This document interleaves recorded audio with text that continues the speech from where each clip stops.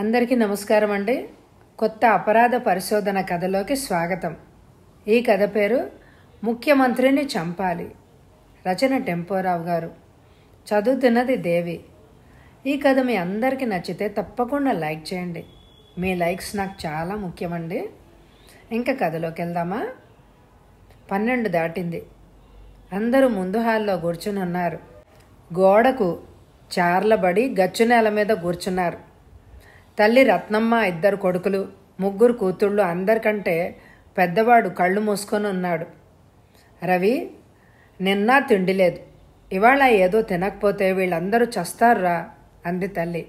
తల్లి మాటలు విని తుళ్ళిపడుతూ లేచి నుంచున్నాడు. తల్లి వంక ప్రేమతో చూశాడు. అమ్మా, నేను వెళ్ళి ఏదైనా తెస్తాను అని అతడు బయటికి నడిచాడు.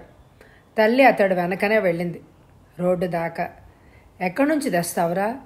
నా స్నేహితులను అప్పడికి తీసుకొస్తాను అన్నాడు అతను. దినదిన గండంగా ఈ జీవితం ఎంతకాలం గడవాలో అందామె. అతడు విచార వదనంతో రోడ్డమ్మట నడిచి వెళ్ళిపోయాడు. రవి BA పాస్ అవ్వగానే తండ్రి మరణించాడు. అతడు ఉద్యోగం కోసం ఎన్నో ప్రయత్నాలు చేశాడు, కానీ ఎక్కడా ఉద్యోగం చిక్కలేదు. 2 ఏళ్లు గడిచిపోయాయి. ఆ 2 ఏళ్లలోనూ తండ్రి చనిపోయాక వచ్చిన డబ్బు, తల్లి నగలు, ఇంట్లో విలువైన వస్తువులు అన్నీ ఎగిరిపోయాయి. ఆలోచిస్తూ రవి తన స్నేహితుడైన వెంకట్ ఇంటికి వెళ్ళాడు. వెంకట్ ఇంట్లోనే ఉన్నాడు. గేటు ముందు నిలబడి అతడు రవితో మాట్లాడాడు. రవి, ఏమిటి సంగతి అని అడిగాడు. నాకు 10 రూపాయలు కావాలి. నా దగ్గర ఆఖరి 10 రూపాయల నోటును వీర్రాజుకి ఇచ్చేశాను అరగంట క్రితమే. ఎంతుంటే అంతే ఇయ్యి, నా జేబు ఖాళీ, నువ్వే చూసుకో అన్నాడు వెంకట్. 1 రూపాయి ఇచ్చినా పర్వాలేదు మై డియర్ ఫ్రెండ్, 1 పైసా కూడా లేదు. వచ్చే వారం దాకా నాన్న నాకు పాకెట్ మనీ ఇవ్వడు అన్నాడు వెంకట్. కోటీశ్వరుని కొడుకు వెంకట్ అలా అంటే తనకీ లోకంలో డబ్బెవరిస్తారు? మరో ఫ్రెండ్ ఇంటికి వెళ్ళడం వృధా అనిపించింది రవికి. అతడు రోడ్డమ్మట్టు నడిచి వెళ్ళిపోయాడు. రత్నా స్టోర్స్ ముందు వెళ్ళి ఆగాడు. మోడ్రన్ బ్రెడ్, బ్రిటానియా బ్రెడ్ ప్యాకెట్లు ఎన్నో టేబుల్ మీద ఉన్నాయి. రవి అమాంతంగా 2 బ్రెడ్ ప్యాకెట్లను తన చేతిలోకి తీసుకున్నాడు. మొత్తం 4.20 అవుతుంది అన్నాడు రత్నప్ప శెట్టి. చిల్లరుందా అడిగాడు రవి. ఎంతకి? 100 రూపాయల నోటుకి. నోటు మార్చి డబ్బు పట్రా అన్నాడు శెట్టి. అతడి మాటల్ని వినకుండా రవి పరిగెత్తాడు. వాడిని ఆపండి అరిచాడు శెట్టి. రోడ్డమ్మట రవి పారిపోతున్నాడు. శెట్టి బయటకొచ్చి వెనకనే పరిగెత్తు సాగాడు. చాలా దూరంలో ఉన్నాడు రవి. కొంత దూరం పరిగెత్తి రత్నప్ప శెట్టి ఒగరుస్తూ ఆగాడు. కుడివైపు హెర్నియా కిందకు జారింది. అతడు కదల్లేక రోడ్డు వారగా కూర్చుండిపోయాడు. దొంగ నా కొడక, 2 బ్రెడ్లు పట్టుకొని పారిపోయాడు. పోలీస్ రిపోర్ట్ ఇచ్చి వాడికి బుద్ధి చెప్పిస్తాను అరిచాడు శెట్టి. రవి తన ఇంటికి చేరుకున్నాడు. 2 బ్రెడ్లు తల్లికిచ్చాడు. ఇవి కాల్చి వాళ్ళకి ఇయ్యమ్మా అన్నాడు అతను. బ్రెడ్లను కాల్చవలసిన అవసరం లేకుండానే పోయింది. దాన్ని లాక్కుని పిల్లలు ఆకలితో తినేశారు. తల్లికి, రవికి 1 స్లైస్ కూడా మిగల్లేదు. 2 బ్రెడ్లు తిని మంచినీళ్లు తాగి పిల్లలు నేల మీద పడుకున్నారు. రవి తల్లి వంక దుఃఖంతో చూశాడు. నువ్వు తినలేదమ్మా అన్నాడతను. నా పిల్లలు తింటే నాకు ఆకలి తీరినట్టే అందామె. అమ్మా అని అతడు ఏడవసాగాడు. 10,000 మంది అక్కడ గుమికూడారు. ముఖ్యమంత్రి విజయ్ చంద్రన్ అనేక మంది పేదవాళ్లకు కళ్ళజోళ్లు ఇస్తున్నాడు. ముఖ్యమంత్రి వెనక అతడి personal security guard sub inspector Devar నిలబడి ఉన్నాడు. కామరాజు సూటిగా ముఖ్యమంత్రి వైపు చూశాడు. అతడి ఒళ్ళు మండుతోంది. రక్తం వేగంగా ప్రవహిస్తోంది. తనకు 2 కూతుళ్ళు. వాళ్ళిద్దరూ పోలీసుల కాల్పులకి బలైపోయారు. కాలేజీకి వెళ్ళిన వాళ్ళు ఇంటికి తిరిగి రానేలేదు. గవర్నమెంట్ హాస్పిటల్కి వెళ్ళి తన కూతుళ్ల శవాల వంక కామరాజు చూశాడు. 2 శవాలు వికృతంగా ఉన్నాయి. ఎంతో సాధిస్తారు అని అనుకున్న అతడి కూతుళ్ళు క్షణకాలంలో మరో లోకానికి చేరుకున్నారు. ముఖ్యమంత్రి ఆదేశం మీద కాలేజీ ముందు పోలీసులు కాల్పులు సాగించారు. అతడి కూతుళ్ళు 2 కాల్పులకు బలైపోయారు. కామరాజు కొంచెం దూరంలో నిలబడి ముఖ్యమంత్రి వైపు చూస్తున్నాడు. విజయ్ చంద్రన్ నవ్వుతూ అనేక మందికి బహుమతులు ఇస్తున్నాడు. కామరాజు సిగరెట్ వెలిగించాడు. పొగ పీల్చి వదులుతూ అతడు ముఖ్యమంత్రి వంక చూశాడు. ఆ రోజున షూట్ చేయవలసిన అవసరం ఏముంది? ముఖ్యమంత్రి ఎందుకు ఫైర్ చేయమన్నాడు? కామరాజు మెదడులో ఆలోచనలు తిరుగుతున్నాయి.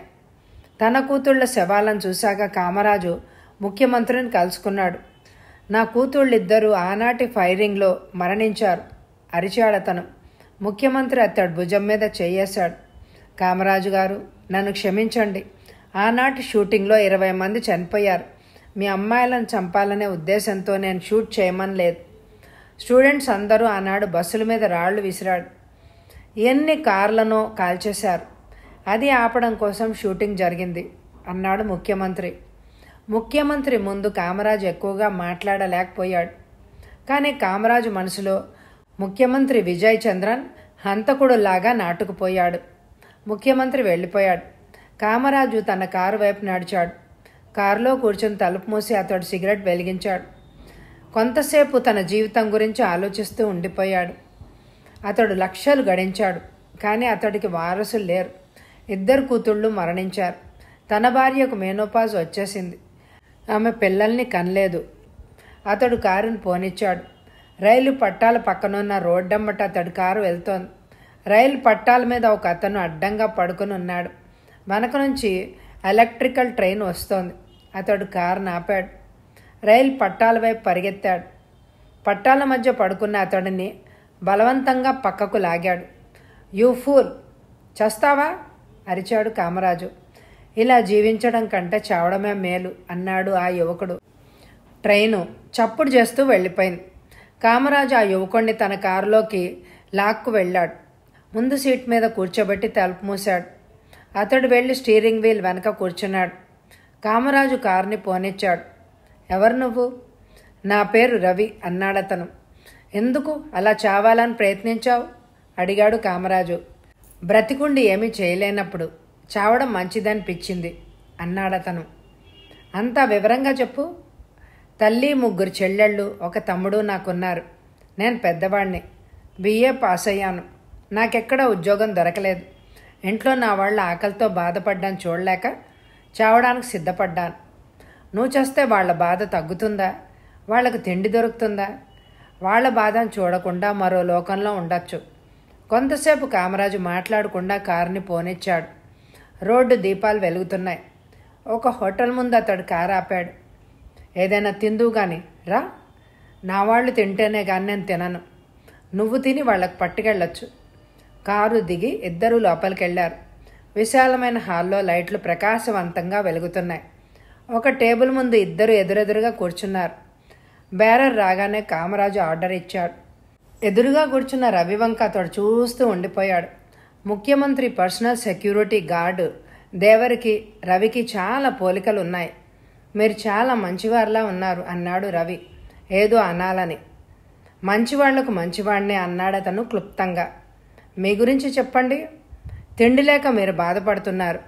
తినేవాళ్లు లేక నేను కుమిలిపోతున్నాను అన్నాడు కామరాజు. మీకు పిల్లలు లేరా? ఉన్నారు. నెల క్రితం జరిగిన పోలీస్ షూటింగ్లో నా 2 కూతుళ్ళు మరణించారు. వాళ్ల శవాలను పోలీసులు నాకు అప్పగించారు అన్నాడు కామరాజు. బేరర్ ఎన్నో పదార్థాలు టేబుల్ మీద పెట్టాడు. పెద్ద ప్యాకెట్ను టేబుల్ మీద ఉంచాడు. నువ్వు తిను, నేను కాఫీ మాత్రమే తాగుతాను అన్నాడు కామరాజు. ఆకలితో రవి తినసాగాడు. బేరర్ తెచ్చిన వేడి కాఫీ తాగుతూ కామరాజు సిగరెట్ వెలిగించాడు. పొగ పీల్చి వదిలి అతడు రవి వైపు సూటిగా చూశాడు. మీ ఇంట్లోని వాళ్ళు కష్టపడకుండా బ్రతకాలంటే నెలకు ఎంత కావాలి? ఏం చెప్పను సార్, ఎంతొస్తే అంతలోనే మనిషి జీవిస్తూ ఉంటాడు. 1000 చాలా? 1000 దొరికితే వాళ్ళు సుఖంగా జీవిస్తారు. ఏ బాధ ఉండదు అన్నాడు రవి. ఇటుపైన ప్రతి నెల నేను నీ తల్లికి 1000 రూపాయలు ఇస్తాను. నువ్వు పంపావని చెప్తాను. అతడి వైపు రవి ఆశ్చర్యంగా చూశాడు. నేనేం చెయ్యాలి? అతడి వైపు కామరాజు సూటిగా చూశాడు. ఆ పట్టాల మధ్య పడుకొని నువ్వు చావాలని అనుకున్నావు కదా, చావడానికి మరొక మార్గం నీకు నేను చూపిస్తాను. ఆ మార్గంలో నువ్వు వెళ్ళొచ్చు. రవి మంచినీళ్లను గడగడా తాగేశాడు. ప్లేట్లన్నీ ఖాళీ అయ్యాయి. వేడి కాఫీ తాగాడు. నేను చెప్పినట్టు చేస్తావా? చేస్తాను సార్. కామరాజు అతడికి ఒక సిగరెట్ ఇచ్చి కాల్చుకో అన్నాడు. రవి సిగరెట్ వెలిగించాడు. ఆ మార్గం ఏంటో చెప్పండి. ఆ ప్యాకెట్ తీసుకో, కారులో మాట్లాడుకుందాం అని కామరాజు బిల్లు చెల్లించాడు. 2 కారు వైపు నడిచారు. కారు స్పీడ్గా వెళ్తోంది. మీ ఇల్లు ఎక్కడ? రవి చెప్పాడు. మొదట అక్కడికి వెళ్ళి ప్యాకెట్ని ఇద్దాం, తర్వాత మనం మాట్లాడుకుందాం. పాతబడిపోయిన ఇంటి ముందు కామరాజు కారు ఆపాడు. మా ఇల్లు వెనక భాగంలో ఉంది అన్నాడు రవి. ప్యాకెట్ ఇచ్చి వెంటనే రా, నీకోసం ఎక్కువసేపు నేను కూర్చోలేను అన్నాడు కామరాజు. ప్యాకెట్ తీసుకొని రవి వెనక వైపు పరిగెత్తాడు. ముందు తలుపు తెరిచింది. అమ్మ పిల్లలు హాల్లోనే ఉన్నారు. అందరూ అతడి చేతిలోని ప్యాకెట్ వైపు ఆశతో చూశారు. అందరూ కడుపు నిండా తినండి అని ప్యాకెట్ తల్లికిచ్చాడు. ఏదైనా పని దొరికిందా? తల్లి అడిగింది. తర్వాత చెప్తానమ్మా, నా కోసం ఒకరు కారులో కూర్చుని వేచి ఉన్నారు, వెళ్తానే అని అతడు బయటికి పరిగెత్తాడు. కామరాజు అతడి వైపు చూశాడు. రవి, ఈ 1000 రూపాయలు నీ తల్లికి ఇచ్చిరా, వచ్చే నెల మళ్ళీ ఇస్తాను. ఆనందంగా రవి మళ్ళా ఇంట్లోకి పరిగెత్తాడు. తల్లి చేతికి నోట్లను ఇచ్చాడు. 1000 రూపాయలమ్మా, ఇటుపైన మనకు ఏ బెంగా లేదు. నెల నెల నీకు 1000 రూపాయలు ఇస్తాను, ఇల్లు నడుపు. నోట్ల మీద నుంచి ఆమె చూపు కొడుకు మీదకు వెళ్ళింది. ఆనందంతో ఆమె ఏడ్చింది. ఆమె కన్నీళ్లను తుడిచాడు అతను. జీవితం అంతా అమావాస్యగా ఉండదమ్మా, ఎప్పుడో పౌర్ణమి వచ్చి తీరుతుంది. అతడు వేగంగా వెళ్ళిపోయాడు. తల్లి ఏదో అంది. పెద్ద చెల్లెలు ఏదో అడిగింది.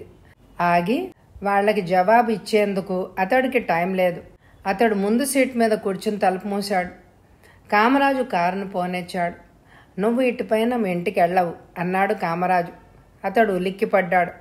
అమ్మ బెంగపెట్టుకుంటుంది, నన్ను చూడకుండా ఆమె ఉండలేదు. బాగా తిండి తిన్నాక వచ్చే మాటలు ఇవి. ఆ ట్రైన్ కింద నువ్వు పడి చచ్చుంటే నీ తల్లి ఏం చేసేది? ప్రశ్నించాడు కామరాజు గంభీరంగా. రవి మాట్లాడలేదు. కామరాజు మాటలు అతడికి అర్థమే కావడం లేదు. ఎటుపైన నీ పనిని నువ్వు పూర్తి చేయాలి. ఆ పని ఏంటో అసలు మీరు నాకు చెప్పలేదు. కారు వేగంగా రోడ్డమ్మట పోతోంది. ముఖ్యమంత్రి విజయ్ చంద్రన్ నువ్వు చంపాలి. రవి తుళ్ళిపడ్డాడు. అతడి గుండె దడదడలాడింది. ఆయన్ని నేనెలా చంపగలను సార్? ఆయన చుట్టూ ఎందరో సెక్యూరిటీ గార్డ్స్ ఉంటారు.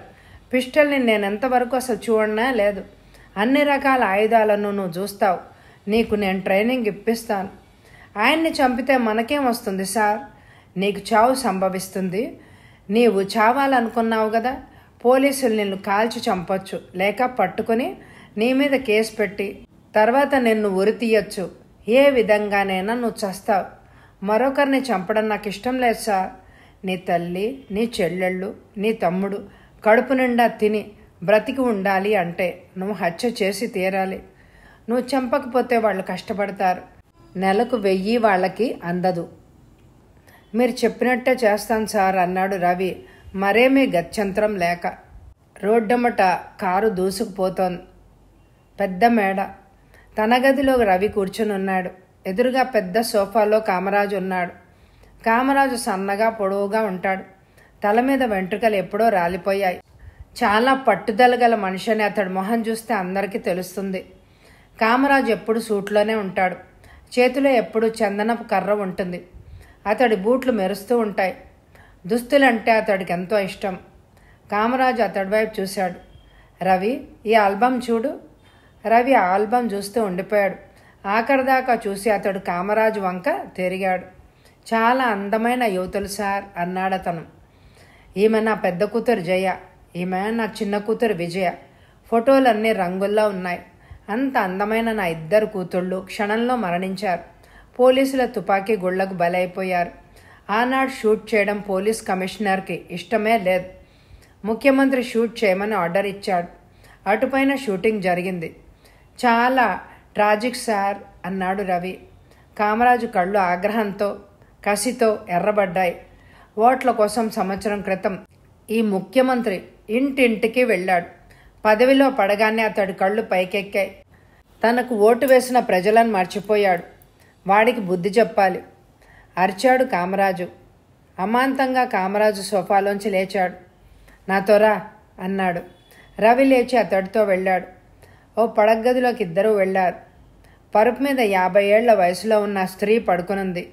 పచ్చటి శరీరం. ఆమె జుట్టు తెల్లబడింది. సమీపంలో నిలబడి రవి ఆమె వంక చూశాడు. ఈమె నా భార్య. కూతుళ్ల శవాలను చూసి మూర్ఛపోయింది. ఇప్పుడు లేవలేదు. అలాగే మంచం మీద పడి ఉంటుంది. ఆమెకు మాట కూడా పోయింది. అంతా విచారకరంగా ఉంది సార్. నా కూతుళ్ళు చావడానికి ఈమె ఇలా అవడానికి కారకుడెవరు? వాడే, మన ముఖ్యమంత్రి విజయ్ చంద్రన్. ఎంతమంది ప్రజలు చచ్చినా ఈనాటి నాయకులకు లెక్కే లేదు. వాళ్లకు కావాల్సింది వాళ్ల పదవులు అన్నాడు కామరాజు. పరుపు మీద పడుకున్న స్త్రీ వాళ్ళిద్దరి వైపు మౌనంగా చూసింది.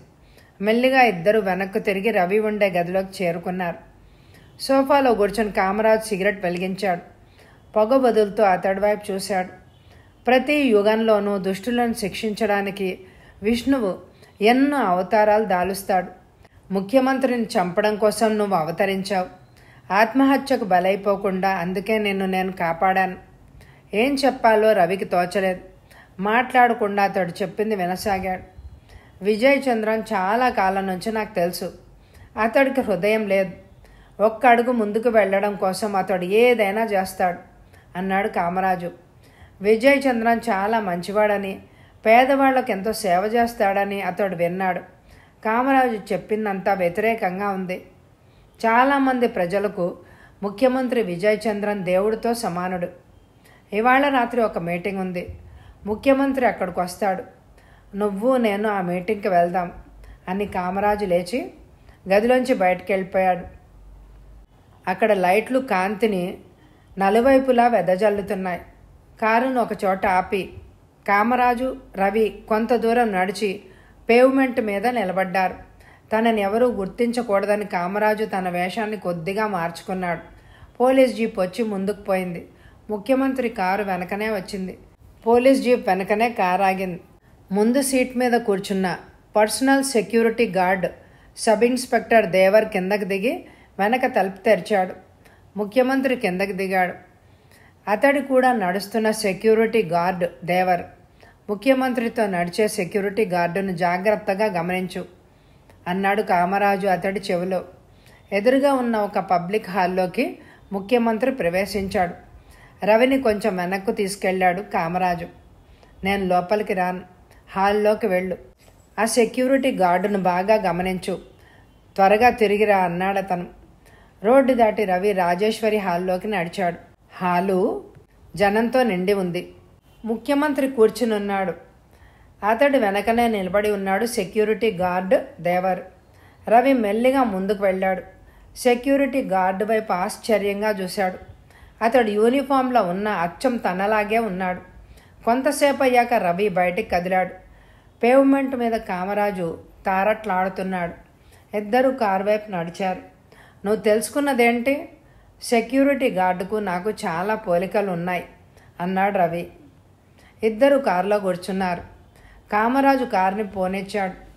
ఆ సెక్యూరిటీ గార్డు స్థానంలో నేను ప్రవేశపెడతాను. అప్పుడు దగ్గర నుంచి ముఖ్యమంత్రిని చంపొచ్చు. ఒక్క బుల్లెట్తో ముఖ్యమంత్రి కుప్పలా కూలిపోతాడు. అదెలా సాధ్యం సార్? కామరాజు గర్వంగా నవ్వాడు. ఈ లోకంలో సాధ్యంగాంది ఏమీ లేదు అన్నాడు కామరాజు. కారు ఇంటివైపుకు దూసుకుపోయింది. మనం ఇంటికెళ్లేసరికి ఒక అతను మన కోసం వచ్చి వేచి ఉంటాడు. అతడి పేరు కృపాల్ సింగ్. అతడు నీకు షూటింగ్ నేర్పుతాడు అన్నాడు కామరాజు. పోర్టిగోలో కారు ఆగింది. ఇద్దరూ దిగారు. మోటార్ సైకిల్ మీద కూర్చున్న కృపాల్ సింగ్ దగ్గరకొచ్చి కామరాజుకు నమస్కరించాడు. కృపాల్ సింగ్ ఇండియన్ ఆర్మీలో పనిచేసి రిటైర్ అయ్యాడు. ప్రైవేట్గా ఒక షూటింగ్ క్లబ్ ప్రారంభించి అనేక మందికి షూటింగ్ నేర్పుతున్నాడు. కమ్ విత్ మీ అన్నాడు కామరాజు. వాళ్ళు ముందు హాల్లోకి వెళ్ళారు. పెద్ద హాలు, గోడలకు ఆయిల్ పెయింటింగ్స్ ఉన్నాయి. మిస్టర్ కృపాల్ సింగ్ కూర్చోండి అన్నాడు కామరాజు. సోఫాలో అతడు కూర్చున్నాడు. పక్కనే చతికిలబడ్డాడు రవి. ఎదురుగా సోఫాలో కూర్చుని కామరాజు అతడి వైపే చూశాడు. ఇతడు రామ్మూర్తి, ఏఆర్ కార్డులో ఉన్న నా కాఫీ ప్లాంటేషన్కి మేనేజర్. ఇతడికి షూటింగ్ నేర్పాలి. నేర్పుతాను సాబ్, అదే నా పని అన్నాడు కృపాల్ సింగ్. ఎక్స్పర్ట్ అవ్వడానికి ఎంత టైం పడుతుంది? 6 నెలలు చాలు సార్. నెలలో అతడికి నేర్పాలి. అప్పుడు ఎక్కువ ఖర్చు అవుతుంది. ఎంత ఖర్చు అయినా పర్వాలేదు. 10,000 ఇస్తే నెలలో ఇతడు ఎక్స్పర్ట్ అవుతాడు. మీరు అడిగిన దానికి 2,000 కలిపి 12,000 ఇస్తాను అన్నాడు అతను. చాలా థ్యాంక్స్ సార్, మీరు ఎంతైనా ఇవ్వగలరు అన్నాడు సింగ్. కామరాజు జేబులోంచి కొన్ని నోట్లు తీసి టీపాయ్ మీద పడేశాడు. 12,000 తీసుకెళ్ళండి, వెంటనే వర్క్ స్టార్ట్ చేయండి అన్నాడతను. రా బాయ్ అని కృపాల్ సింగ్ రవిని తనతో బయటికి తీసుకెళ్లాడు. మోటార్ సైకిల్ వెనక కూర్చున్నాడు రవి. కృపాల్ సింగ్ మోటార్ సైకిల్ని విమానంలాగా పోనిస్తున్నాడు. రవి హడిలిపోతున్నాడు. ఎంత స్పీడ్ దేనికి? అరిచాడు రవి వెనక నుంచి. కృపాల్ సింగ్ వెనక్కి చూశాడు. అతడి పొడవాటి గడ్డం, మీసాలు కొట్టొచ్చినట్టు కనపడుతున్నాయి. కానీ అతడి మాటలు రవికి వినపడడం లేదు. తను అన్నది కూడా అతను వినలేదేమో. పట్నానికి దూరంగా ఒక తోటలో గుడిసె ముందు అతడి మోటార్ బైక్ ఆగింది. బయట ఒక కుర్చీ పడి ఉంది. బయటో బాయ్ అని అతడు లోపలికి పరిగెత్తాడు. కృపాల్ పొడుగ్గా లావుగా ఉంటాడు. అతడు ధరించిన ప్యాంటు, షర్టు లూజుగా ఉన్నాయి. తల మీద తలపాగా, చేతికి రాగి కంకణం. బయటనున్న పాత కుర్చీలో రవి కూర్చున్నాడు. తోట ఎవరిదో గాని అనేక రకాల చెట్లున్నాయి. ఆలోచిస్తూ రవి సిగరెట్ వెలిగించాడు. సిగరెట్ అయిపోయినా కృపాల్ సింగ్ ఇంకా రాలేదు. అతడి కొడుకు ఒక గ్లాసులో టీ తెచ్చి ఇచ్చాడు. వేడి టీని రవి తాగేశాడు. కాసేపట్లో కృపాల్ సింగ్ వచ్చాడు. భాయ్, నేను నీ గురువును అన్నాడతను. అవును సార్ అన్నాడు రవి. గుడిసెలో ఎలక్ట్రిక్ దీపాలు వెలుగుతున్నాయి. ఇవాళ మంచి రోజని నిన్ను తీసుకొచ్చాను. చీకటి పడ్డాక షూటింగ్ నేర్పలేను. రేపు పొద్దుట ఇక్కడకు 7 రా అన్నాడు కృపాల్ సింగ్. అలాగే వస్తాను అన్నాడు రవి. వెళ్లే ముందు ఈ పిస్టల్ చూడు. ఇదొక కంట్రీ మేడ్ పిస్టల్. ఇందులో బుల్లెట్లున్నాయి. 12 సార్లు షూట్ చేయొచ్చు. ఈ ట్రిగర్ నొక్కితే చాలు, బుల్లెట్ దూసుకుపోతుంది. రవి పిస్టల్ తీసుకున్నాడు. ట్రిగర్ నొక్కాడు. బుల్లెట్ నేల మీద పడింది. ఆ చెట్టు వైపు షూట్ చేయి. రవి లేచి నిలబడ్డాడు. అతడు చూపించిన చెట్టు వైపు షూట్ చేశాడు. బుల్లెట్ వెళ్ళి చెట్టు మానుకి కొట్టుకుని చప్పుడైంది. ఫైన్ ఫైన్, నువ్వు షూటింగ్ ఎక్స్పర్ట్ అవుతావు, నాకేం సందేహం లేదు అన్నాడు అతను. బుల్లెట్లన్నీ గాల్లోకి ఎగిరిపోయాయి. ఎక్కడ చప్పుడు కాలేదు. రవి పిస్టల్ని అతడికి ఇచ్చాడు. ఎక్కడి నుంచి ఎలా వెళ్ళాలి అడిగాడు రవి. 2 ఫర్లాంగులు నడిస్తే మెయిన్ రోడ్ వస్తుంది. అక్కడి నుంచి బస్సులు దొరుకుతాయి. పట్నంలో ఎక్కడికైనా వెళ్ళొచ్చు అన్నాడతను. అతడికి నమస్కరించి రవి బయటికి నడిచాడు. ఆలోచిస్తూ నడుస్తున్నాడు. తన ఇంటికి వెళ్ళి అమ్మను పిల్లలను చూసి తర్వాత కామరాజు ఇంటికి వెళ్ళడం మంచిది అని అనిపించింది. మెయిన్ రోడ్డు మీద అతడు బస్సు ఎక్కాడు. గంటలో అది తన ఇంటికి కొంచెం దూరంలో ఆగింది. బస్సు దిగి అతడు వడివడిగా తన ఇంటి వైపు నడిచాడు. ఇంట్లో లైట్లు వెలుగుతున్నాయి. రేడియో పాట వినిపిస్తోంది. అతడు హాల్లోకి వెళ్ళాడు. పిల్లలందరూ అమాంతంగా అరిచారు అన్నయ్య వచ్చాడు అని. ఆనందంతో వాళ్ళు అరవడం విని అతడు ఎంతగానో సంతోషించాడు. తల్లి వచ్చి అతన్ని కౌగిలించుకుంది. ఎలా ఉన్నావురా? బాగానే ఉన్నానమ్మా. పెద్ద ఉద్యోగం. మా యజమాని చాలా మంచివారు అన్నాడు అతను. ఇవాళ ఇక్కడే ఉండిపో అందామె. వెళ్ళాలమ్మా, యజమానితో చెప్పి మరోసారి వస్తాలే అన్నాడు అతను. చెల్లెలు తెచ్చిన కాఫీని అతను తాగాడు. అందరితోనూ మాట్లాడి బయటికి నడిచాడు. ఎయిర్ కండిషన్ గదిలో Kamaraju, DSP Pinto scotch whisky సేవిస్తున్నారు. పోలీస్ డిఎస్పి పింటో మంచి నిషాలో ఉన్నాడు. తాగుతూ మధ్యన వాళ్ళ చిప్స్, మటన్ చాప్స్ తింటున్నారు. ఇద్దరు సిగరెట్లు వెలిగించారు. మిస్టర్ పింటో, నీ సహాయం నాకు కావాలి అన్నాడు కామరాజు. ఏం కావాలో చెప్పండి సార్ అన్నాడు పింటో. ముఖ్యమంత్రికి పర్సనల్ సెక్యూరిటీ గార్డ్ దేవర్ ఉన్నాడు తెలుసు కదా?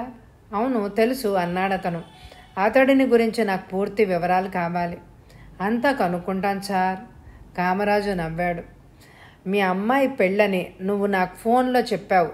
పెళ్ళికి ఎంత ఖర్చు అవుతుంది అడిగాడు కామరాజు. నేను పెద్ద ఉద్యోగంలోనే ఉన్నాను, అందువల్ల ₹1,00,000 కావచ్చు అన్నాడు అతను. మిస్టర్ పింటో, నీ కూతురి పెళ్లి విషయం గురించి నువ్వు ఆలోచించకు. ₹1,00,000 క్యాష్గా నేను నీకు పంపుతాను. అతడు ఉద్రేకంతో కామరాజ్ చేయి పట్టుకున్నాడు. మిమ్మల్ని ఈ జీవితంలో నేను మరవను అన్నాడు అతను. లోపల పింటో ఆలోచిస్తున్నాడు. ఒక యువకుడు తన కూతుర్ని ప్రేమించి పెళ్లాడబోతున్నాడు. కట్నాలు కానుకలు ఎక్కువగా లేవు. 25,000లో పెళ్లి ముగించవచ్చు. తతిమా డబ్బుతో తను ఒక ఇల్లు కొనుక్కోవచ్చు. పెద్ద పెట్టిన కామరాజు తనకు సహాయం చేస్తున్నాడు. ఈ సమయంలో తను ఒక ఇల్లు కొనుక్కోవాలి. 9ంటికి డిఎస్పి పింటో తన జీప్లో వెళ్ళిపోయాడు. కామరాజు ఇంకా తాగుతూనే ఉన్నాడు. రవి నవ్వుతూ గదిలోకి వచ్చాడు. హలో అన్నాడు కామరాజు. సోఫాలో ఎదురుగా రవి కూర్చున్నాడు. రేపు పొద్దున్న 7ంటికి కృపాల్ సింగ్ దగ్గరికి వెళ్ళాలి అన్నాడతను. వెళ్ళు, షెడ్లో కార్లు, మోటార్ బైక్స్, స్కూటర్లు ఉన్నాయి. నీకు కావాల్సింది తీసుకో అన్నాడు కామరాజు. అలాగే సార్ అన్నాడతను. ఎంతవరకు నువ్వు కృపాల్ సింగ్తోనే ఉన్నావా? రవి తడబడుతూ ఉండిపోయాడు. కామరాజు అతడి వైపు సూటిగా చూశాడు. నాతో నిజం చెప్పు. రవి మాట్లాడలేదు. నీ తల్లిని చూడ్డానికి వెళ్ళావా? వెళ్ళాను సార్. అమ్మని చూసి చాలా రోజులైంది అన్నాడు రవి. నీ తల్లిని చూడాలనుంటే నాతో చెప్పి వెళ్ళు. ముఖ్యమంత్రిని చంపబోయే వ్యక్తికి డిసిప్లిన్ ఉండాలి అన్నాడు అతను. ఎటుపైన అలాగే చేస్తా సార్. కామరాజు విజిల్ వేశాడు. ఒక బాయ్ అతడి దగ్గరకు వచ్చాడు. అతడితో ఏదో చెప్పాడు అతను. ఒక గ్లాసులో స్కాచ్ విస్కీ పోసి సోడా కలిపి ఐస్ వేసి అతడు రవికి ఇచ్చాడు. నాకు తాగే అలవాటు లేదు సార్ అన్నాడు రవి. నువ్వు చేయబోయే పనికి తాగుడు ఒక ఫ్రెండ్ లాంటిది. Drink it. గ్లాసులోని విస్కీని అతడు కళ్ళు మూసుకొని గడగడా తాగేశాడు. బాయ్ రవి గ్లాసును నింపుతూనే ఉన్నాడు. 4 రౌండ్లు అయ్యాక రవి సోఫాలో పడుకున్నాడు. ఇంకా తాగే స్థితిలో లేడు. అతడిని గదిలోకి తీసుకెళ్లి పడుకోబెట్టు అన్నాడు కామరాజు బాయ్తో. 2 నౌకర్లు రవిని మోసుకుపోయారు. అతడి గదిలోని పరుపు మీద పడుకోబెట్టారు. గ్లాసులోని విస్కీని తాగేసి కామరాజు తన భార్య గదిలోకి వెళ్ళాడు. పరుపు మీద ఆమె పక్కనే కూర్చున్నాడు. ఆమె కళ్ళల్లోకి సూటిగా చూశాడు. మై డియర్, నువ్వు బాధపడకు. మన కూతుళ్ళను నువ్వు బలి తీసుకున్న ముఖ్యమంత్రి విజయ్ చంద్రన్ త్వరలో చస్తాడు అన్నాడతను. ఆమె మొహంలో ఏ భావమూ లేదు. అతడి వైపు పిచ్చిదానిలా చూసింది. నర్సు గదిలోకి వచ్చింది. అతడికి ఆమె నమస్కరించింది. ఎలా ఉంది మే అడిగాడతను. మున్పట్లాగేనే సార్ అంది నర్సు. అతడు లేచి దూరంగా కదిలాడు. గుమ్మం వైపు వెళ్ళాడు. నర్సు అతడి వెనకనే వెళ్ళింది. సార్ అందామె. అతడు ఆమె వంక చూశాడు.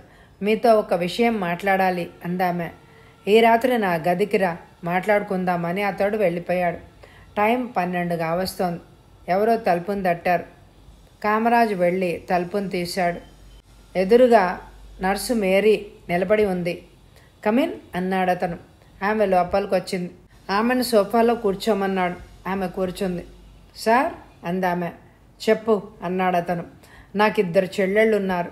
వాళ్ళని బాగా చదివించాలని నేను పెళ్లి చేసుకోవడమే మానేశాను. నా చెల్లెలకి పెళ్లి కుదిరింది.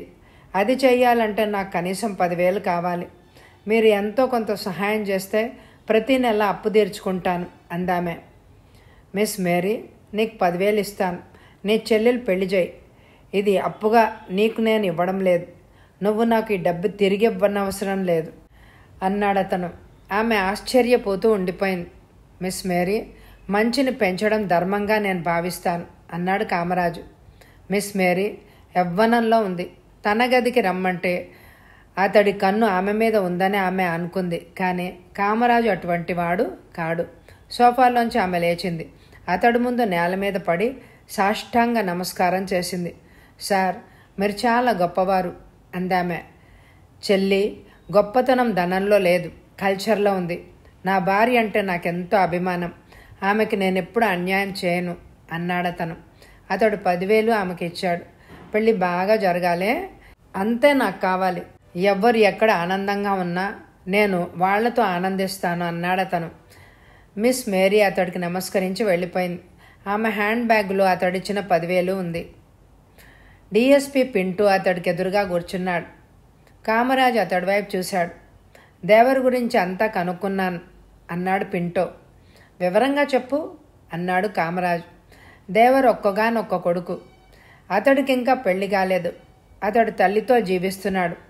ఆమె గుడ్డిది అన్నాడు పింటో. ప్రొసీడ్ అన్నాడు కామరాజు. దేవర్ ముఖ్యమంత్రికి దూరపు చుట్టం. అందువలనే అతడు పర్సనల్ సెక్యూరిటీ గార్డ్ అవ్వగలిగాడు అన్నాడు పింటో. మిస్టర్ పింటో, నువ్వు చెప్పిందంతా నాకు తర్వాత ఉపయోగపడుతుంది అన్నాడు కామరాజు. సార్, మీకు ఏం కావాల్సినా నేను చేస్తాను అన్నాడు పింటో. కామరాజు తన బ్యాగ్లోంచి కొన్ని నోట్ల కట్టలను తీసి అతడి ముందు పడేశాడు టీపై మీద. 1,00,000 రూపాయలు అన్నాడతను. ఆ నోట్లను డిఎస్పి పింటో తన బ్యాగ్లోకి చేర్చుకున్నాడు. సార్, మీరు చాలా సహాయం చేశారు. మీరు తప్పక మా అమ్మాయి పెళ్లికి రావాలి అన్నాడతను. తప్పకుండా వస్తాను అన్నాడు కామరాజు. డిఎస్పి పింటో అతడికి నమస్కరించి వెళ్ళిపోయాడు. రవి అప్పుడే గదిలోకి వచ్చాడు. అతడి వంక కామరాజ్ సూటిగా చూశాడు. రవి, ముఖ్యమంత్రి విజయ్ చంద్రాన్ని చంపవలసిన టైం దగ్గరవుతోంది అన్నాడు కామరాజు. రవి మౌనంగా ఉండిపోయాడు. ఎవరిని చంపడం అతనికిష్టం లేదు. రవి, భయపడుతున్నావా అడిగాడు కామరాజు. నాకు భయం లేదు సార్ అన్నాడతను. నువ్వు షూటింగ్లో ఎక్స్పర్ట్ అయ్యావు. దేవర్ స్థానంలో నిన్ను త్వరలో చేరుస్తాను. అటుపైన నువ్వు ముఖ్యమంత్రిని హతమార్చాలి అన్నాడు కామరాజు. రవి మెదడులో ఆలోచనలు తిరుగుతున్నాయి. ఇంతవరకు ఎవ్వరిని చంపలేదు. ముఖ్యమంత్రిని ఎలా చంపడం? రవి తీవ్రంగా ఆలోచిస్తున్నాడు. బాయ్ రవికి విస్కీ ఇచ్చాడు. రవి, కామరాజు ఆనందంగా విస్కీ సేవిస్తున్నారు. రవి, ముఖ్యమంత్రిని మామూలుగా చంపకూడదు. 1/2 డజన్ బుల్లెట్లు అతని దేహంలోకి వెళ్ళాలి. బ్రతికే అవకాశం అతడికి ఉండకూడదు అన్నాడు కామరాజు. అలాగే సార్ అన్నాడు రవి. 12 దాకా ఇద్దరు తాగుతూనే ఉన్నారు. రవి కునికిపాట్లు పడుతున్నాడు. కామరాజు బాయ్ని పిలిచాడు. ఇతడిని తన గదికి తీసుకెళ్ళండి అన్నాడతను. వాళ్ళు అతడిని తీసుకుపోయారు. కామరాజు చిరునవ్వుతో తన భార్య గదిలోకి వెళ్ళాడు. తెల్లవారుజామున 4 ఇంటి ముందు కారాగింది. స్టీరింగ్ వీల్ వెనుక కామరాజు కూర్చునున్నాడు. రవి కిందకి దిగాడు. వెళ్ళి ముందు తలుపు మీద తట్టాడు. కాసేపట్లో తలుపు తెరవబడింది. ఎదురుగా ఉన్న దేవర్ వైపు రవి చూశాడు. పిస్టల్ అతడి వైపు గురిపెట్టాడు. చేతులెత్తి నుంచో అరిచాడు రవి. లుంగి బనియన్లో ఉన్న దేవర్ చేతులెత్తాడు. మిస్టర్ దేవర్, వెళ్ళి బయటున్న కారులో కూర్చో అన్నాడు రవి. అలా చెయ్యకపోతే అడిగాడు దేవర్. నువ్వు చస్తావు అన్నాడు రవి. దేవర్ కారు వైపు నడిచాడు. ముందు సీట్ మీద కూర్చుని తలుపు మూశాడు. కామరాజు పిస్టల్ కొనని అతడి శరీరం మీద గుచ్చిపెట్టాడు. పిచ్చి వేషాలు వేస్తే చస్తావు అరిచాడు అతను. రవి కారు దగ్గరగా వచ్చాడు. సార్, మీరు అతన్ని తీసుకుపోండి అన్నాడు రవి. కామరాజు పక్కనున్న దేవర్ చేతులను నైలాన్ తాడుతో కట్టేశాడు. రవి, నువ్వు సరైన తోవలో వెళ్తున్నావు. విజయం నీదే అన్నాడు కామరాజు. రవి మాట్లాడలేదు. కామరాజు కారును పోనిచ్చాడు.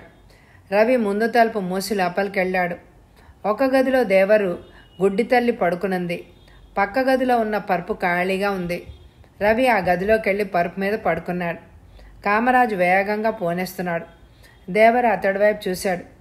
ఇదంతా నువ్వెందుకు చేస్తున్నావు? నీకేం కావాలి అడిగాడు సబ్ ఇన్స్పెక్టర్ దేవర్. నాకు ముఖ్యమంత్రి కావాలి అన్నాడు కామరాజు. ఆయన నీకు దొరికితే ఏం చేస్తావు? అతడిని చిత్రవధ చేస్తాను. దుర్మార్గుడు విజయ్ చంద్రన్ చావాలి అరిచాడు కామరాజు. దేవర్ మాట్లాడలేదు. ఆలోచిస్తున్నాడు. తనెలాగో బయటపడి ముఖ్యమంత్రిని కాపాడాలి. కానీ ఎలా బయటపడ్డం? తన చేతులు కట్టబడి ఉన్నాయి. కట్లు తెగితే గాని అతడేమీ చేయలేడు. ఒక ఇంటి ముందు పోర్టికోలో కారాగింది. కామరాజు దిగి అతడిని దిగమన్నాడు. మిస్టర్ దేవర్, కొంతకాలం పాటు నువ్వు నా అతిథిగా ఉండాలి అన్నాడు కామరాజు. దేవర్ని అతడు మేడ మీద కీడ్చుకుపోయాడు. ఒక గదిలో అతడిని పడేసి తలుపులు మూసి తాళం వేసేశాడు. రవి తెల్లవారుజామున 5 లేచాడు. హాల్లో ఎక్సర్సైజులు చేయడం మొదలుపెట్టాడు. పింటూ అందించిన సమాచారం ఇప్పుడు రవికి ఉపయోగపడుతోంది. తల్లి లేచి తడుముకుంటూ వచ్చి గుమ్మంలో నిలబడింది. బాబూ అని పిలిచింది. అతడు ఆమె దగ్గరగా వెళ్ళాడు. చేయి పట్టుకుని ఆమెను బాత్రూంలోకి తీసుకెళ్లాడు. పేస్ట్ బ్రష్ మీద వేసి ఆమెకిచ్చాడు. అతడు వెనక్కి తిరిగాడు. బాబూ, మళ్ళా ఆమె పిలిచింది. ఏం కావాలమ్మా అడిగాడు అతను. కొన్ని వారాల పాటు క్యాసెట్ల మూలంగా అతడు దేవరి మాటలను విన్నాడు. అట్లాగే మాట్లాడడం నేర్చుకున్నాడు. నువ్వు నా బంగారు బిడ్డవి. నువ్వు లేకుండా నేను బ్రతకలేను అందామె. నేనుండగలనా అని అతడు వెళ్ళిపోయాడు. ఆమె మొహం కడుక్కుంది. ఆమెను తీసుకెళ్లి హాల్లోని సోఫాలో రవి కూర్చోబెట్టాడు. నీ కంఠం మారిందిరా అందామె. దగ్గు మూలంగా అయింటుంది అన్నాడతను. దగ్గుతూ అతడు వంటగదిలోకి వెళ్ళాడు. వేడి కాఫీ తెచ్చి అతడు తల్లికిచ్చాడు. ఆమె ఎదురుగా సోఫాలో కూర్చుని కాఫీ తాగాడు. టైం చూశాడు. 6 కావస్తోంది. ఏ టైంలోనైనా కాంతమ్మ రావచ్చు. ఇంట్లో అన్ని పనులు చూసుకుంటుంది ఆమె. అతడు ఇంటికి తిరిగి వచ్చేదాకా ఆమె ఇంట్లోనే ఉంటుంది. బీర్వాలోని దేవర్ యూనిఫామ్ తీసి అతడు బయట పెట్టుకుని స్నానానికి వెళ్ళాడు. స్నానం చేసి యూనిఫామ్ ధరించాడు. అతడి బెల్టుకు అమర్చబడిన తోలు సంచిలో ఒక అమెరికన్ పిస్టల్ ఉంది. ఆ పిస్టల్తో 24 సార్లు షూట్ చేయొచ్చు. తర్వాత దాన్ని మళ్ళా లోడ్ చేయాలి. అద్దం ముందు నిలబడి రవి తన రూపాన్ని చూసుకున్నాడు. అచ్చంగా దేవర్లాగే ఉన్నాడతను. ఎవరూ తనను చూసి అనుమానించారు. తలుపుని ఎవరో తట్టారు. అతడు వెళ్ళి తలుపును తెరిచాడు. కాంతమ్మ అతడి వైపు చూసింది. వెళ్ళు అన్నాడతను. ఆమె లోపలికెళ్ళింది. అతడిని చూడగానే కాంతమ్మ మొహంలో ఏ అనుమానం రాలేదు. ఆమె వయసు 50 పైనే ఉంటుంది. కొంతసేపు అయ్యాక 2 ఆమ్లెట్లను తయారు చేసి కాంతమ్మ అతడికి ఇచ్చింది. ఆమ్లెట్లు ఎంతో రుచికరంగా ఉన్నాయి. అతడు ఆకలితో తిన్నాడు. ఆమె మళ్ళా కాఫీ ఇచ్చింది. కాఫీ తాగాడు అతను. దేవర్కి సిగరెట్ కాల్చే అలవాట్లేదు. సరిగ్గా 7ంటికి పోలీస్ జీప్ వచ్చి ఇంటి ముందు ఆగింది. అతడు తల్లి గదిలోకి వెళ్ళాడు. ఆమె పక్కనే కూర్చున్నాడు. ఆమె చేయి పట్టుకున్నాడు. జీప్ వచ్చింది. వెళ్తున్నానమ్మా అని బయటకు నడిచి జీప్ ముందు సీట్ మీద కూర్చున్నాడు. కానిస్టేబుల్ కన్నన్ జీప్ని పోనిచ్చాడు. జీప్ వేగంగా వెళ్తోంది. రవి ఆలోచిస్తూ చూస్తున్నాడు. ఎక్కువ కాలం తను దేవర్గా నటించడం కష్టం. తన్ని ఎవరో ఒకరు కనిపెట్టొచ్చు. తొందరగా తను పని ముగించాలి. ముఖ్యమంత్రి విజయ్ చంద్రన్ ఇంటి ముందు పోలీస్ వ్యాన్ ఆగింది. డజను మంది సాయుధ పోలీసులు గేటు బయట కాపలా ఉన్నారు. జీప్ లోపలికి వెళ్ళింది. కాంపౌండ్లో కొన్ని కార్లు ఆగిన చోట ఆగింది. రవి దిగాడు. ముఖ్యమంత్రి కార్యదర్శి ఉండే గదిలోకి వెళ్ళాడు. నమస్కారం సార్ అన్నాడు రవి. కార్యదర్శి పేపర్లు చూస్తూ అతడి వంక తిరిగాడు. ఒక కాగితాన్ని అతడికి అందించాడు. ఆ కాగితంలో ఉన్నదంతా రవి చదువుకున్నాడు. పక్కనున్న తన గదిలోకి చేరుకున్నాడు. ఫ్యాన్ స్విచ్ తిప్పి అతడు కుర్చీలో కూర్చున్నాడు. టేబుల్ సొరుగు లాగి చూశాడు. ఏవేవో పేపర్లున్నాయి. ఇవాళ 8 దాకా ముఖ్యమంత్రి ఎక్కడికి వెళ్ళడు. తను అంతవరకు విశ్రాంతి తీసుకోవచ్చు. అతడు పాత పత్రిక చదువుతూ కాలక్షేపం చేయసాగాడు. ఒక నౌకర్ నవ్వుతూ వచ్చాడు. పెద్దమ్మగారు మిమ్మల్ని రమ్మన్నారు అన్నాడతను. నౌకర్తో అతడు వెళ్ళాడు. ముఖ్యమంత్రి తల్లి అతడి వైపు నవ్వుతూ చూసింది. ఆమెను చూస్తుంటే రవికి తన తల్లి గుర్తొచ్చింది. గోపి ఇడ్లీ తెచ్చి ఇతడికి అందామె. నౌకర్ గోపి ఇడ్లీ తెచ్చి అతడికి ఇచ్చాడు. కుర్చీలో కూర్చుని అతడు పెద్దమ్మని గురించి ఆలోచించసాగాడు. ఆమె దేవతలా ఉంది. నవ్వుతూ తనకు టిఫిన్ పెట్టించింది. ఆమె కొడుకును తను చంపాలి. అది వీలవుతుందా? తను ముఖ్యమంత్రిని చంపగలడా? నిమిషాలు గడిచిపోతున్నాయి. అతడు ఆలోచిస్తూనే ఉన్నాడు. టైం 8 కావస్తోంది. ముఖ్యమంత్రి కారు ఇంటి ముందు ఆగింది. మెల్లగా రవి కారు వైపు నడిచాడు. తాళం తీసి తలుపు తెరిచి కామరాజు లోపలికి వెళ్ళాడు. టిఫిన్ ప్లేట్ను టీపై మీద పెట్టాడు. దేవరి వైపు అతడు సూటిగా చూశాడు. టిఫిన్ తిను అన్నాడు కామరాజు. అతడు టిఫిన్ ప్లేట్ను అందుకున్నాడు. నేను ఇక్కడ ఎంతకాలం ఉండాలి? మా పని పూర్తి అయ్యేదాకా. అటుపైన నన్ను వదిలేస్తారా? కామరాజు వ్యంగ్యంగా నవ్వాడు. నిన్ను వదలం. నువ్వు బయటికెళ్తే నా గురించి వాగుతావు అన్నాడు కామరాజు. అయితే నన్నేం చేస్తావు? నువ్వు ముఖ్యమంత్రి సెక్యూరిటీ గార్డువి కదా. అతడు పైకి వెళ్ళినప్పుడు నిన్ను అతడితోనే పంపుతాం అన్నాడు కామరాజు. ప్లేట్ను అతడు అమాంతంగా కామరాజు వైపు విసిరాడు. చటుక్కున కామరాజు పిస్టల్ని బయటికి తీసి అతడి వైపు గురిపెట్టాడు. పిచ్చి వేషాలు వేస్తే చస్తావు. చేతులెత్తి కూర్చో అరిచాడు కామరాజు. దేవర్ వెనక్కి జరిగాడు. చేతులెత్తి సోఫాలో కూర్చున్నాడు. మిస్టర్, నన్ను వదిలేయ్. నా తల్లికి కళ్ళు లేవు. నేను లేకుండా ఆమె బ్రతకలేదు. దేవర్ వేడుకున్నాడు. నా కూతుళ్లను చూడకుండా నేను ఉండలేనని ఒకప్పుడు అనుకున్నాను. ముఖ్యమంత్రి షూట్ చేయించి నా కూతుళ్ళిద్దరినీ చంపించాడు. వాళ్ళు పోయినా నేను ఇంకా బ్రతికే ఉన్నాను. నీ తల్లి కూడా నాలాగే బ్రతుకుంటుంది అన్నాడు కామరాజు. దేవర్ జవాబు ఇవ్వలేదు. ఏం చెప్పినా అతడు వెండు. అతడితో మాట్లాడడం లాభించదు. కామరాజు బయటికి కదిలాడు. తలుపు మూసి తాళం వేశాడు. ఆనాటి రాత్రి తన డ్యూటీ అయ్యాక రవి ఇంటికి చేరుకున్నాడు. మామూలు దుస్తులు ధరించి అతడు రహస్యంగా కామరాజు ఇంటికి వెళ్ళాడు. కామరాజు అతడి వైపు నవ్వుతూ చూశాడు. రేపు ఇండిపెండెన్స్ డే. ముఖ్యమంత్రి ఫ్లాగ్ను పైకి పంపే సమయంలో అతడిని నువ్వు పైకి పంపేయాలి అన్నాడు కామరాజు.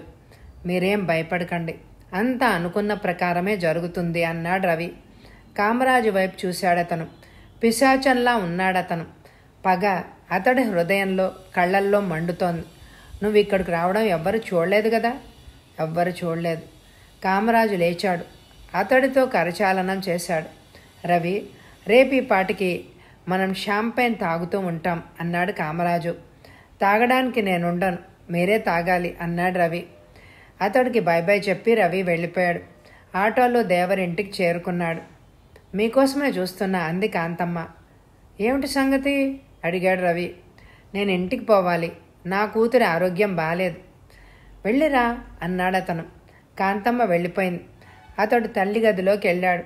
ఆమె నిద్రపోతోంది. మౌనంగా అతడు తన గదిలోకి చేరుకున్నాడు. Independence day. ముఖ్యమంత్రి విజయ్ చంద్రన్ వెనకనే రవి నిలబడి ఉన్నాడు.